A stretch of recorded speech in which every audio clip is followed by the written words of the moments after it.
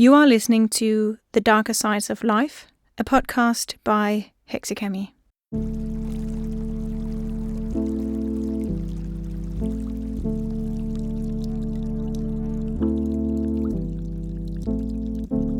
Hello and welcome to The Darker Sides of Life.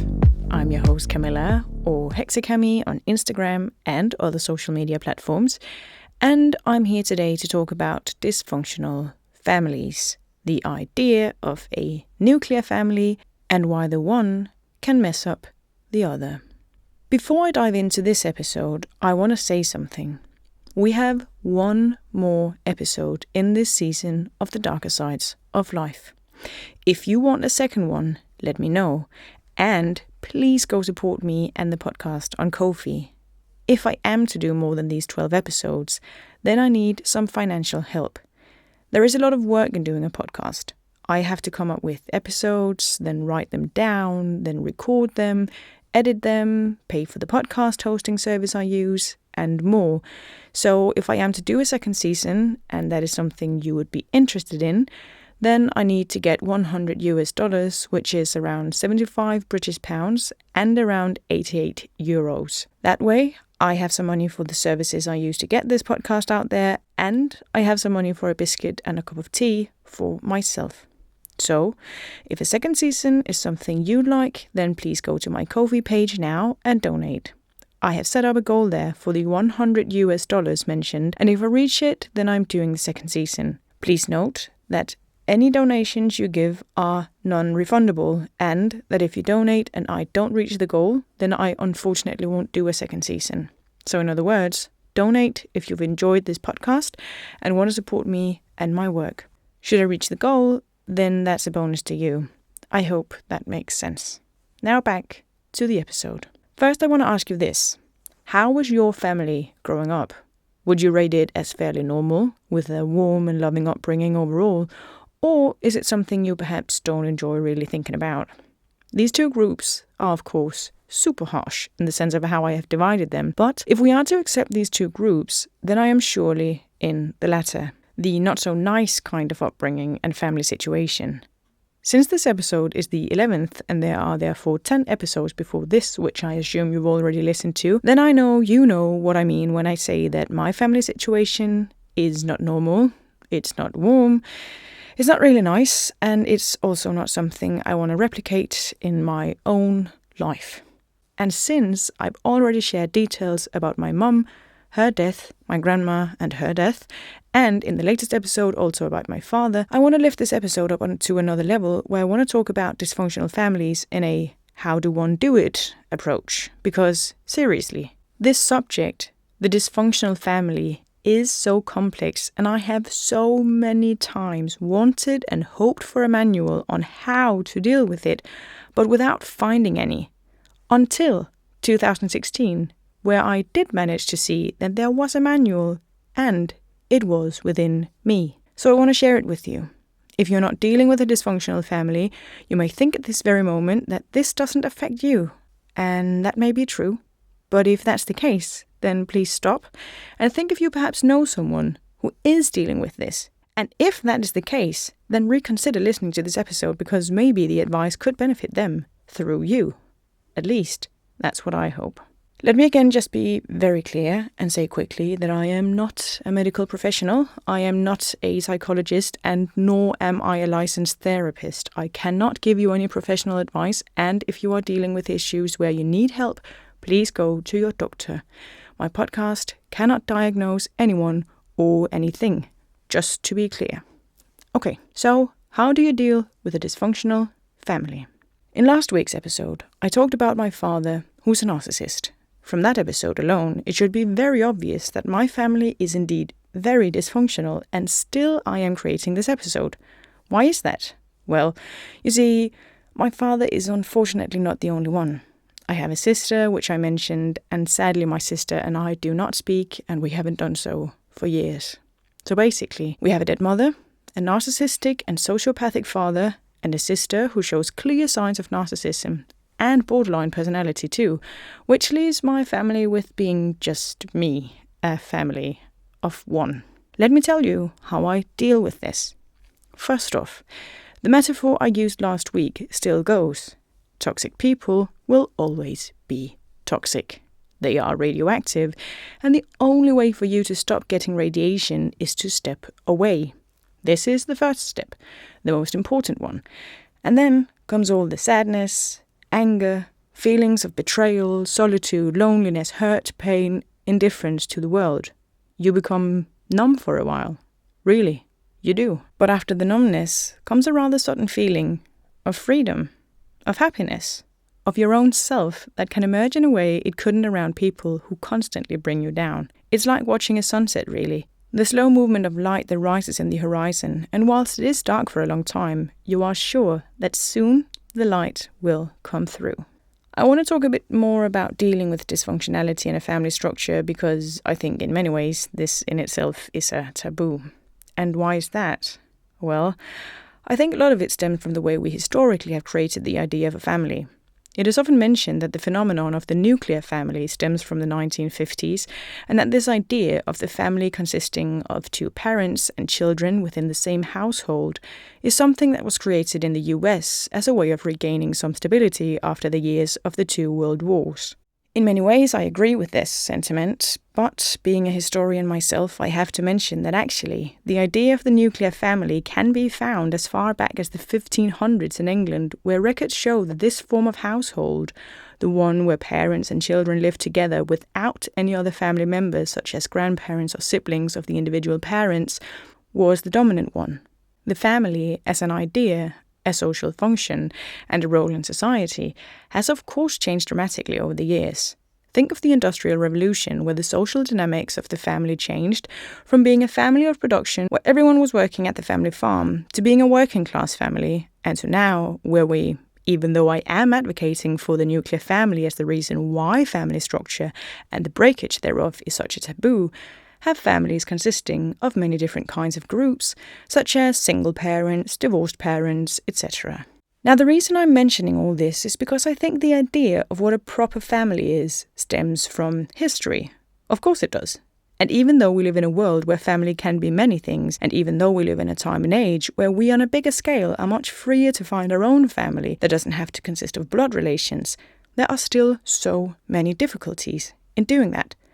Both within ourselves, I think, but also stemming from society and people around us. Try going to a dinner party and answering when asked about your family situation. Oh, actually, your family is poor shite, and you have chosen to stop all contact with them. You don't talk to your elderly parents because they treated you poorly.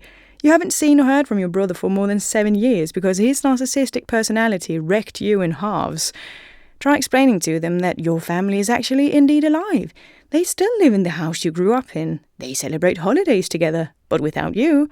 Tell them that you prefer sitting alone on New Year's Eve rather than spending one single second in the presence of your so-called family. Well, from my experience, this conversation always leads to the inevitable. But no, Camilla, that can't be right. And especially if they actually back in the day have met either my sister or my father, then they usually say something like, "But they were so nice. Didn't your father take you on so many trips around the world? You were such a lucky child to experience so much. Why don't you just call him? I also had a fight with my mum when I was younger, but we figured it out. It is very painful to not have contact with one's children.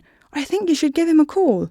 Or they will say, "But you used to spend all your time in London in your teenage years with your sister. What happened? You two had so much fun, it seemed. Surely you can figure it out. All families fight. It's completely normal, especially siblings. I think you should call her. I'm sure she's thrilled to speak to you again.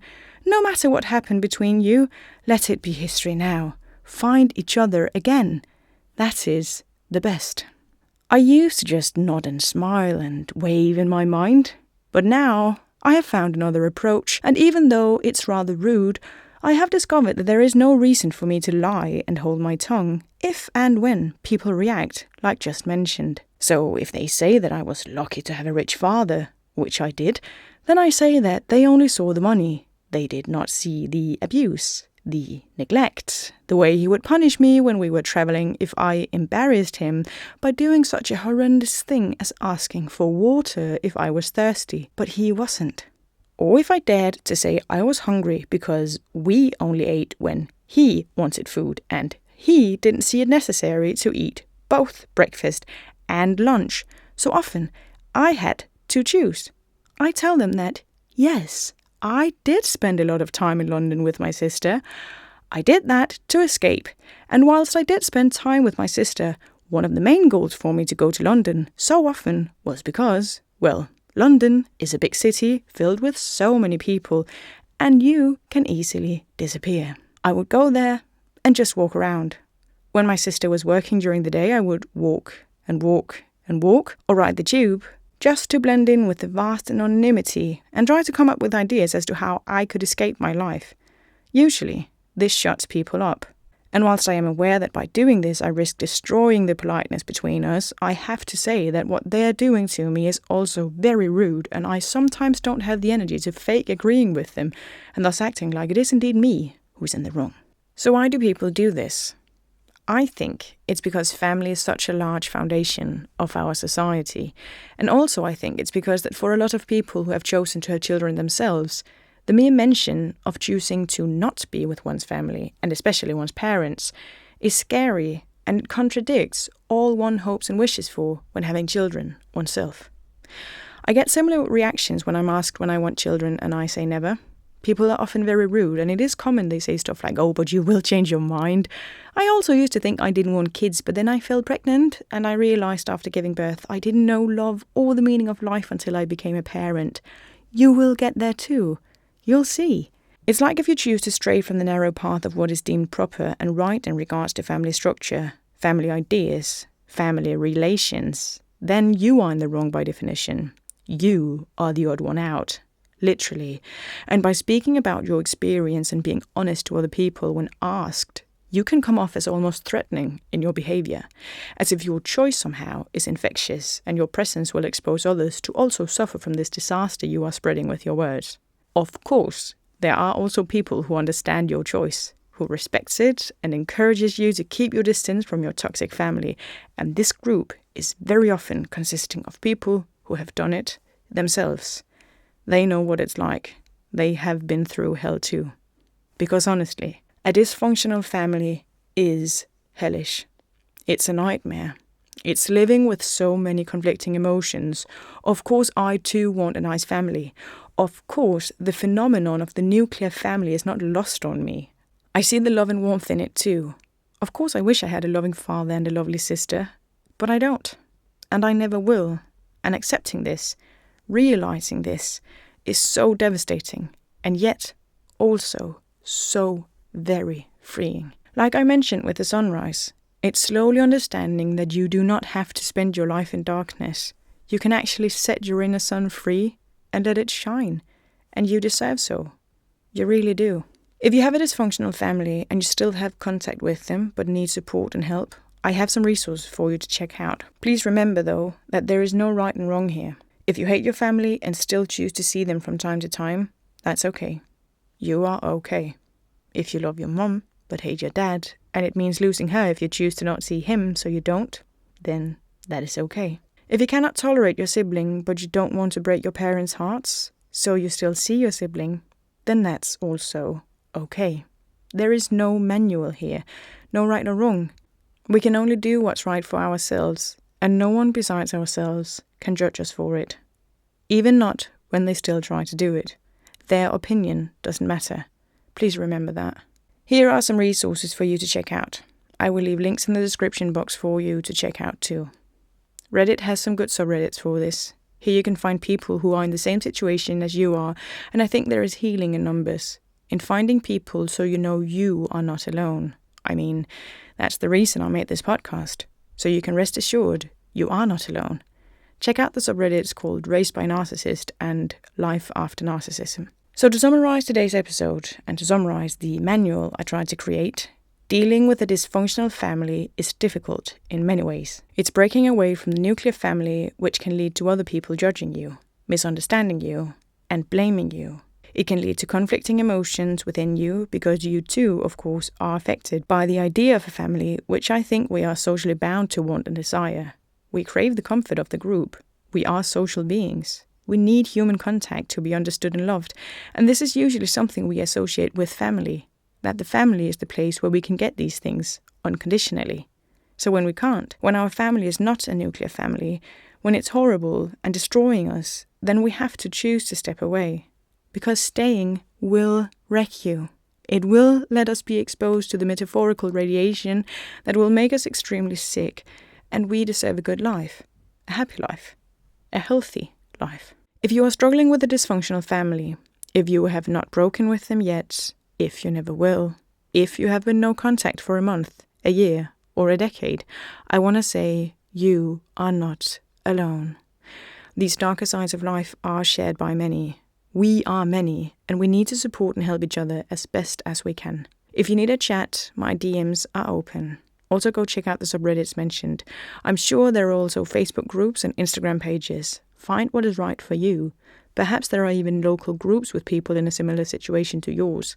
If that's something for you, check that out too. And also consider therapy if you haven't already. I wish you all the best, and I'm hereby sending you a virtual audio hug. You will be all right. It will be okay in the end. So if it's not okay yet, then it's simply just not the end. Until next week, take care, and remember, you are never alone in the darker sides of life.